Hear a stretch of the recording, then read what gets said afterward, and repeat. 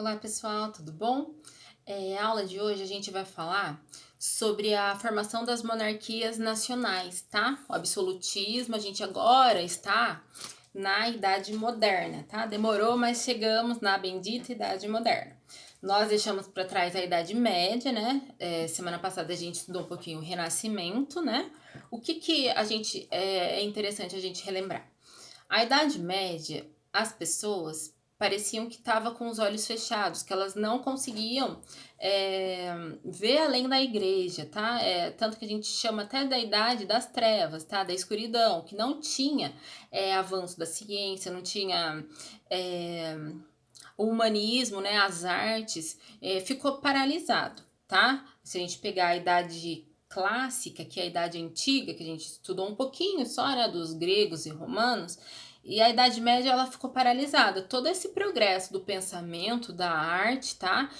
E aí vem o Renascimento. Por que Renascimento tem esse nome? Porque as pessoas, né, a arte, a ciência, renasceu novamente para o mundo, né? Eles querem agora o conhecimento, abriram-se os olhos para o conhecimento. Tá? A partir de então vem a Idade Moderna, tá? Nós estamos na Idade Contemporânea, tá? Não é a Idade Moderna. Mas com a Idade Moderna a gente já tem um certo progresso, tá? O que é interessante na Idade Moderna, dessa aula, é o absolutismo, tá? E a formação das monarquias nacionais, tá bom? É muito interessante isso e muito importante para vocês, a partir de então, entender a história, tá? Até o terceiro colegial. Então, pegue o caderno, escreva, tá? Alguma dúvida, tem o livro de vocês. Deixa eu até mostrar a página para vocês. Tá na página 122, 23, 124, tá? Então, pode acompanhar no livro, pesquisar na internet, tá? Que é um assunto muito interessante que vocês vão precisar para o resto da vida. A formação das monarquias nacionais. Eu fiz um esqueminha aqui, tá? E tô usando o livro também. O que acontece, gente? As monarquias nacionais que a gente vai falar é da Europa, tá? É Portugal, Espanha, Inglaterra e a França. Portugal e Espanha a gente já falou um pouquinho, né, sobre do processo marítimo, a gente já tem um pouquinho de familiaridade com Portugal e Espanha. Portugal, ele começa com essa formação dessas monarquias no século XII, tá? Com a dinastia de Borgonha, mais tarde se consolida essa formação da monarquia com a dinastia de Avis. A Espanha, ela começa a partir da união dos reinos de Aragão com Castela, tá? E apresenta seu auge com a dinastia de Habsburgo, tá? Aí Portugal e Espanha, eles começam de fato com essa formação das monarquias a partir do momento que os mouros, né, os muçulmanos, eles são expulsos do seu território, tá? Do território da Península Ibérica, tá? Isso acontece, os mouros estão nessa região desde o século VIII, tá, gente?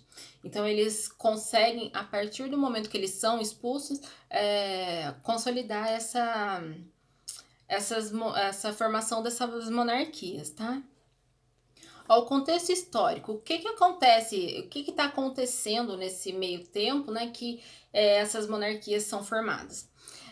A gente deixou a Idade Média de lado, né? Então, o poder, como que eu posso dizer? A burguesia, eles são comerciantes. E para ter lucro, a burguesia precisa de uma moeda, né, de livre. Como que eu posso dizer? Antes, cada pedacinho de terra na Idade Média tinha sua moeda. Então, era complicado você fazer o comércio, né? A gente aprendeu um pouquinho do mercantilismo, que seria essa troca comercial, né? A riqueza, né? O lucro dessa época, tá? Não, a gente não tá falando do lucro igual ao capitalismo que a gente tem o dinheiro de hoje, tá? Seria basicamente essas trocas, né? Precisava de uma moeda única. E como que a burguesia conseguia essa moeda única? Ela precisava falar com o rei.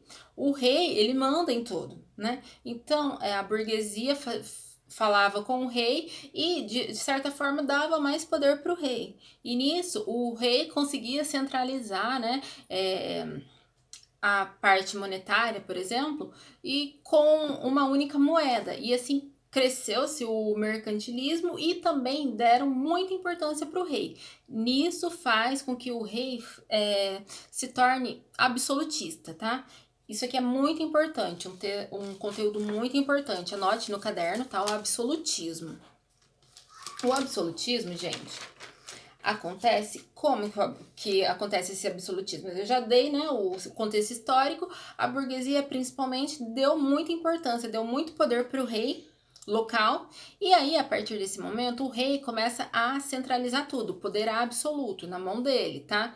O poder militar, poder religioso até, né, porque nessa época, a população achava que o rei ele era um enviado de Deus para a terra e ele tinha até poder divino, tá? Então, tanto que quando um novo rei era coroado, as pessoas iam ver a coroação e queria que o rei tocasse nelas. Por quê? Porque com o simples toque da mão do rei, essas pessoas poderiam ser curadas, tá? Então não tinha rebelião, não tinha revolta nessa época, no começo dessa Idade Moderna, porque de fato eles acreditavam que o rei, ele estava na terra para governar e ele foi enviado de Deus. Então ninguém ia contra o rei porque ele é um ser divino. Tá bom? Isso é muito interessante, muito importante. Não esqueça, absolutismo é todo o poder centralizado na figura do rei, tá?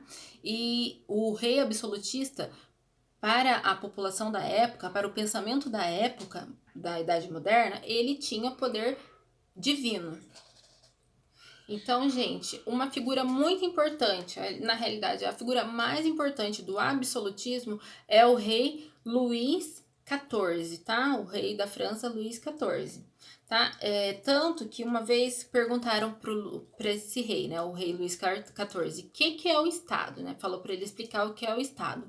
E ele simplesmente disse: o Estado sou eu. Tá? Para você ver como que era a centralização desse poder, né? Então, os seis absolutistas, eles tinham poder de tudo e, de fato, eles mandavam e eram obedecidos, tá? Eles eram obedecidos e, de fato, ninguém se rebelava contra, porque Deus deu poder para esse rei. E outra coisa interessante é que essas monarquias, elas eram hereditárias, tá? O que isso quer dizer? O rei morria, passava o trono para o seu filho mais velho, tá? Se a gente pegar hoje a Inglaterra, um exemplo, sabe? A Rainha Elizabeth é uma monarquia ainda, tá? Então, aqui no Brasil, a gente tem uma república, né? Tem o presidente da república, que é o Jair Bolsonaro atualmente, e na Inglaterra é uma monarquia. Quem governa, tá? Mas assim, não é ela que governa de fato, mas eles seguem esse estilo de governo, tá? A Rainha Elizabeth, tá bom? Esses seis absolutistas, eles faziam leis, eles mandavam nos seus súditos, tá? O que eles falavam tinha que ser posto em prática, tá, gente? Então, o que é interessante da gente, nessa aula, guardar o absolutismo. Os reis absolutistas tinham o poder centralizado em suas mãos, tá? O rei absolutista mais importante que a gente vai estudar é o rei Luís XIV, tá? Então, anotem aí. Eu não vou estender muito, porque já tem 8 minutos a nossa aula, tá? A próxima aula a gente continua, tá? Eu vou deixar aqui embaixo as atividades para vocês. Tudo de bom, tá? Se cuidem.